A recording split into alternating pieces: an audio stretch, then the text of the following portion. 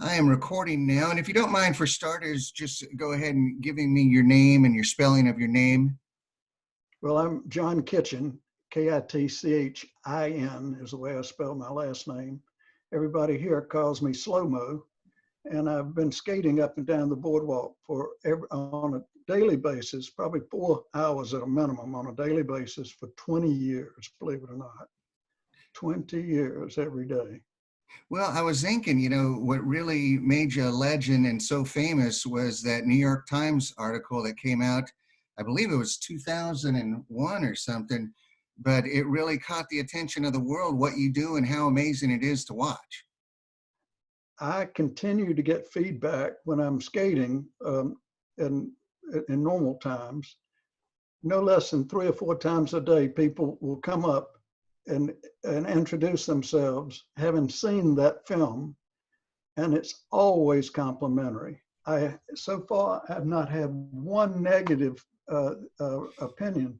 It's amazing to me, for some reason, the young man who made the film, and he was just breaking into he was just starting his career in filming. He just put a lot of time in it and hit it right. And I think it just happened to be a very well piece of art. But Well, I what was you just do the is art. beneficiary of it. I'm sorry. Go ahead. Well, what you do is art, and you become, an icon for the Mission Beach PB Boardwalk area. Which proves if you do something at one place, dressed the same way every day for year after year, people will notice you. That's all you have to do. Even if you go stand in one place, anywhere, every day, long enough, they'll notice. That's what happened. Incredible. And this is somewhat of an outlet for you. And how have you been coping during this COVID crisis? Um,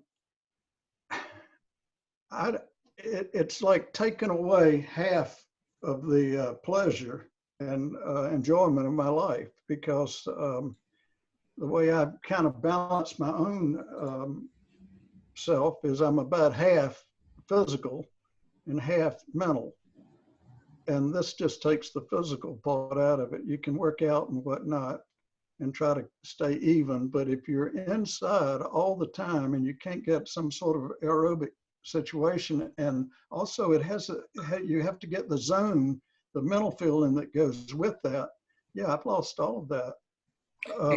Yeah, And what have you resorted to these days? Have you been skating? I've been sleeping or trying to sleep. Okay. I mean, if you ever need time to catch up on your sleeping. No, I spend a lot of time on the internet watching various things and trying to do that. I do work out as much as I can to stay even. And I read. I've got, I have family I interact with and other people. But basically, what I'm learning from this is because I'm not in one of these essential jobs where I'm working. I'm learning what it's like to be really old. You realize, like old people, all they've got to do is just kind of get up and putz around and eventually get a shower, and then eventually shave themselves, and eventually have lunch. I mean, everything you just stretch out, and then you're back in bed, and that's all it is. It's just like that. Unless you have something that you really enjoy, and it can be sex, or it can be getting drunk, or it can be getting stoned, or it can be talking to good friends, or a cigar, a good meal, but it's got to be something. You cannot live, maybe there's an occasional stoic that's happy, but for the large part, most people have to have something that's pure pleasure. I've told people, and this is, I gotta tell you, this is something I've told hundreds of people down there, because as you skate, you start thinking about these things. And I have told people that the only thing you have to do to live a long, healthy life is choose one sin or one faults, just one. It can be drinking, it can be overeating, it can be indiscriminate sex, you just choose one. and you can, whichever one you choose, just stay with one. Like, don't drink and smoke. Okay. If you're going to have sex every night, you can't also drink. Okay. You get one and you just calm down on one. Now, there are occasional people that don't have any faults. They're perfect. They get to judge the rest of us. Okay. That can be their sin. But with one sin, you figure, like, I've got mine. I don't have to be envious. And if you've got two, that's okay, because I've got my one. Okay. But, and then the person who's judgmental, he's got you. You just have to, he can judge you. Okay. That's perhaps his one. But you will live a long time with one sin. Well, I mean, you know, as an outlet and you know, just watching what you've done, you've become a missing piece of Mission Beach and PB and the boardwalk. And obviously people want you back. And today we learned about a petition, and people are asking for your return to the boardwalk. What do you think about that? And how does that make you feel? Well, I just found out about it a couple of hours ago. And frankly, I was kind of surprised, because I've been wondering my whole life, like, if Slomo just stopped, how many people would really remember? You know, like, if you're there, that's one thing. But so it surprised me. And then I kind of think it's the sort of thing it's out there and quiet, and that there needs to be somebody that pulls all of that feeling to the surface, maybe just as a representation, just like the fellow up there with Tesla. You know, he just said, well, we're going back to work no matter what you say. And they just showed up and started working. And that's the kind of guy. So I reckon the people, I know that the mass of very energetic people out here want to go back and get into life. You know, they don't want to sit home for the rest of their lives, you know, and the way this thing is going, you keep hearing that they're going to keep stretching it and playing out here somehow or another. And you don't know what the agendas are out here, you know, and whether they really apply. And it's hard in this day and time to really know how much of this, who is it that's really got a grip on this thing and is telling us the truth. I know as a doctor that it has all the characteristics of being a very severe virus.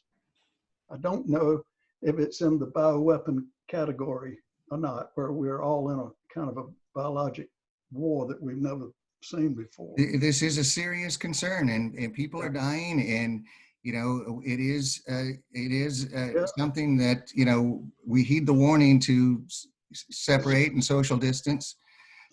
But I mean, mentally, I think people want that image of you back on the boardwalk. Well, you know, I've been going down there every day and seeing those big signs. I understand somebody stole them last night. I kind of think that we ought to go back, open up the boardwalk and open up all these places. And if people are passing each other, I mean, at a certain point, we're back to where we're within the zone of what it's like to be in winter when there's flu. You can always catch the flu. I already had the flu once. So, I mean, you just say, well, once in a few years, you get the flu. That's part of life. So if the risk is in that category, it's like driving to LA. You run a 5% chance of having a fender bender at a minimum, you know? Yeah. And can you, you know, just, I don't know if we've touched on this too much before, but you have a medical background as a researcher, is that correct? I was I was a neurologist, a clinical physician. I just had the good fortune to retire in the middle of my 50s, at 55. And then you turned to skating as kind of an outlet for your energies? Yeah, I think the reason that video that you referred to, it captures for me, it's a matter that we're in a life, all of us in a life, and basically somehow or another, before we're out of here, we want to have some feeling that there was something worthwhile. you know, and we know that our family, we love the family and all that, but in the category of God and the afterlife and what this place, where it came from, who we are as people, whether this is just nothing like the scientists would have us believe it's just, we're just a fancy primate. Okay, so anyway, I've always had I've been asking myself those questions even when I was a child, so I wanted time to do that. When I was working, I was just grinding. You're in a certain mental state. You can't do it. To get in a sort of a religious or mental state, it takes time. You need the time. And so for me, skating puts me in that state of mind. So immediately, I'm not kind of the regular jerk that I usually am, you know. I mean, just, I feel like, whoa, we're all in this great world, and who are we? I get into all those kind of thoughts. And I think that's where the real worth of this existence is on that level. And we're bereft of it to some extent in our daily lives. And before we know it, this thing could be over and we've not had even a chance. Give you a simple example, real simple example. On the internet, I'm impressed, and I've been doing this, spending hours on the internet, watching all the opinions of people like us dealing with what we have to deal with on all levels. And I've been impressed at how many times people say prayer. They talk about prayer, and I've been impressed at how many, wow, that was an intelligent person. And then they say pray. And so I began to kind of give it credence again, think into it. And recently, I sort of see that I can almost imagine that with the physics that we know now, you could easily make a case that prayer you could put it within the science that we have now with entanglement, quantum mechanics and so on. So basically, I started praying. All right. And it seems to be working so far. Now, that's a simple example. I don't think that would come to me unless I mean, when I was doing medicine, I'm just doing medicine, you know, you're just grinding away. And I don't know, it's a different piece of the thing that we experience as human beings. And skating does it for me. Also, these other people, it does it for them. I've talked to so many. Skating, biking, jogging, it does not. In a way, it's a religious experience, right? Surfing is the most graphic. I think surfers would agree with you on that. Now, back to this petition. Are you for this? Do you encourage the efforts to get you back on the boardwalk? Oh yes, because this is all in good faith. This is good faith. There's nothing negative. People want this. It's all positive. You know, if I thought, oh, this is going to cause some kind of split, this will break up the leadership of the city, and they want to be in control. If I thought there was any serious thing involved, I wouldn't do it. But no, my heart, if I was given any encouragement, if they put cameras down there, boom, I'd be showing that we should be out, and I mean carefully. Because I really think we have a problem on our hands, but we want to, you don't want to stay in lockdown until your life goes by. You know, they're talking about keeping people in lockdown up in LA until the last of July or something like that. It's the last thing I heard. So, you know, I think that's unreasonable. So, I mean, for our viewers out there that support you and want you back on the boardwalk, is Slomo ready to hit the boardwalk when it opens up again? Yes, of course I am. Yeah, I'll be out there right at the beginning as soon as I can. I mean, of course, you know, the only thing I can compare it to is these guys that come in after being on a ship for 6 months. You know, and you know how that is with sex. You just can't wait, right? That's the way this is for me. And I can tell you, some other people around here are the same way with their the way there are things. I've seen some people. So once, the city gives the green light, you're ready to hit the boardwalk again. And I think that would make the San Diego community and the beach community so happy to see that. And we got a great city here. One thing is that the people that live here in San Diego are just fortunate or blessed to be in this city, because all the cities of the world, but mainly in our country, are having big problems. And so far, we are at the edge. We're doing very well, and we have good people here. So this is a gem. San Diego is in the position, as it grows, to become what you would call the gem of America, the best city in America. It'll be where people all come. If they go to New York, it'll be only to change planes to get to San Diego. This will be on a tape when I'm dead. You'll see that this will all be what it ends up here. This, unless they botch it. If they do something bad to botch it, it'll be a crime, because first off, this is the best piece of real estate in the whole world. If you look at the total picture of the climate, but also that we in America, we got freedom so far, and we got the blessing of the Mexicans down there, as long as we don't have too many of them coming and causing problems. If we have too many, but this is a blessing. This is the ultimate place to be. And we have the Navy, we have, we're in California, the whole thing. So the people in charge of this city are given a tremendous opportunity and a blessing at the same time. And sure, I want to keep the spirit going.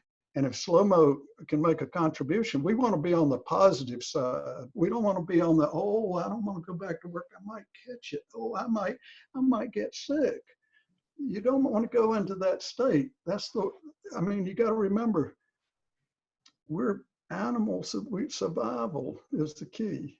Okay, we want to stay on the kind of a little bit the robust side, as opposed to shrinking from danger. That's my own. If it's right there, I'm tilted to go one way. Well, Dr. John Kitchen, we appreciate you talking with us today, and whether it's due to this petition or whether the city gives the green light soon, which we all hope for, we want to be there with cameras on the day when it's okay and you can get back on the boardwalk, and we hope to see that soon. Thanks, Mario. I appreciate it. Thank you very much. Stay healthy. With you, and thank you so much. Thank you.